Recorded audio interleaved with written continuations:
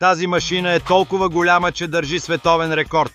Представям ти Багер 293, най-голямата копаеща машина на планетата. А ако искаш голям избор на автомобили с топ оферти, разгледай mrcars.bg. Багер 293 е гигантски багер с височина 96 метра, колкото 30-етажна сграда. Дължината му е 225 метра, а теглото 14 200 тона. Това е най-голямото наземно превозно средство в света. Този звяр може да премества 240 000 кубични метра почва всеки ден. Благодарение на 21-метровото си колело с 18 кофи, всяка от които побира 15 кубични метра материал. Багер 293 не работи сам. Нужни са 5 оператори денонощно, за да го управляват.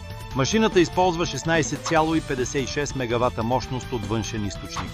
Буквално цял малък град би могъл да работи с толкова енергия. От 1995 година Багер 293 остава най-голямата и мощна машина за добив в историята.